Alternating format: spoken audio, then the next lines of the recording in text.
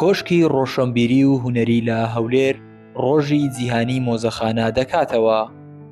بە بۆنەی ڕۆژی جیهانی مۆزەخانە کە لە ساڵی 2024 لە ژێر دروشمی مۆزەخانە بۆ فێربوون و توێژینەوە، کۆشکی ڕۆشنبیری و هونەری لە هەولێر بە هاوکاری لەگەڵ بەڕێوەبەرایەتی کەلەپور و شوێنەواری هەولێر گەشتێکی بەنێو مۆزەخانەی هەولێر ڕێخست بۆ زانینی گرنگی و ڕۆڵی مۆزەخانە لە بڵاوکردنەوەی ڕۆشنبیری و هونەری و ڕۆشنایی خستنە سەر گەوهرە مێژوویەکان.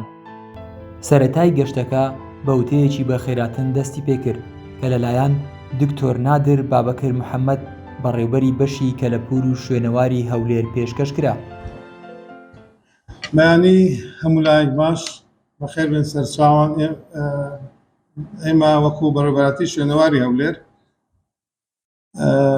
زۆر بە خێراتنتان دەکەین بۆ ئەو ڕۆژە گرنگە ڕۆژە مێژوویە کە ڕۆژی جیهانی مۆزەخانەیە کە لەلایەن ئەو ئیڤنتە لەلایەن بێتە سقافە یا قەسە سقافە و فنون لە هەولێر ئامادە کراوە. ئێمە هاوکار بوونیە، پێمان خۆش بووە کە ئەو ساڵە بێن لە مۆزەخانەی هەولێر ئێمە پێشوازی لە ئێوە بکەین و ئەو ڕۆژە گرنگە مێژوویە لە ساڵی 1977 دیاری کراوە بۆ ڕۆژی جیهانی مۆزەخانە و ئێمە دووبارە بە خێراتتان دەکەین، زۆر لە کاتتان ناگرین.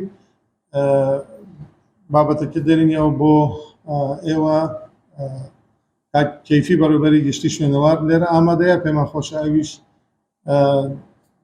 کەلیمەیەک پێشکەش بکە سەبارەت بە ڕۆژی جیهانی مۆزەخانە. لە وتارێکدا بەڕێز کەیفی موستەفا عەلی بەڕێوەبەری گشتی بەشی کەلەپور و شوێنەوار لە هەرێمی کوردستان جەختی لە ڕۆڵی مۆزەخانەکان کردەوە لە دەوڵەمەندکردنی دامەزراوە زانستی و توێژینەوەیەکان لە بواری کەلەپور و شوێنەواری ڕۆشنبیری. لەلایەن خۆیەوە دکتۆر عەبدوڵڵا خورشید بەرپرسی سەندیکای شوێنەوارناسان لە هەرێمی کوردستان لە وتەکانیدا ئاماژەی بە گرنگی و زیندووکردنەوەی ئەم بۆنەیە کرد و گوتی کەوا دۆڵی دووڕووبار دەوڵەمەندە بە کەلەپور و شوێنەوار کە دەگەڕێتەوە بۆ سەردەمی چاخە کۆنەکان.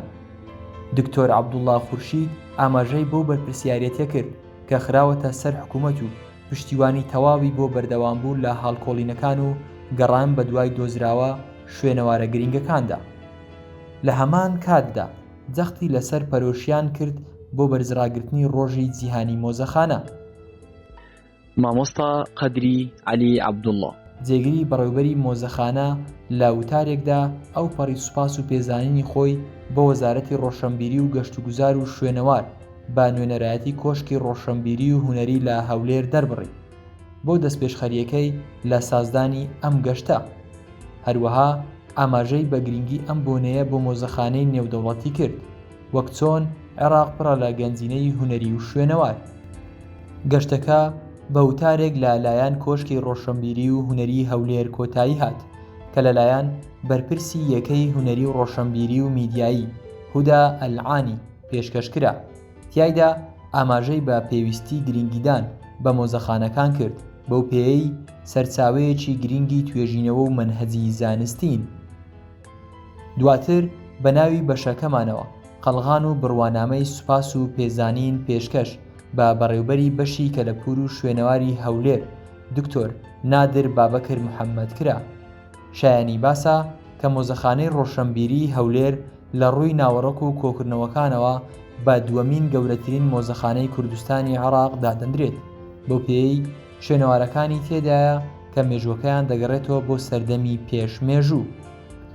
هەروەها مۆزەخانەکە ئەو دۆزراوانە لە خۆ دەگرێت کە مێژووەکەیان دەگەڕێتەوە بۆ سەردەمی ئۆراریتیەکان و حوریەکان و ئاشووریەکان و سەردەمی سلووقیەکان، هەروەها کەلوپەلی کۆنی فۆرتیەکان و شارستانیەتی ئیسلامی کە زۆربەیان دەگەڕێنەوە بۆ سەردەمی عەباسیەکان.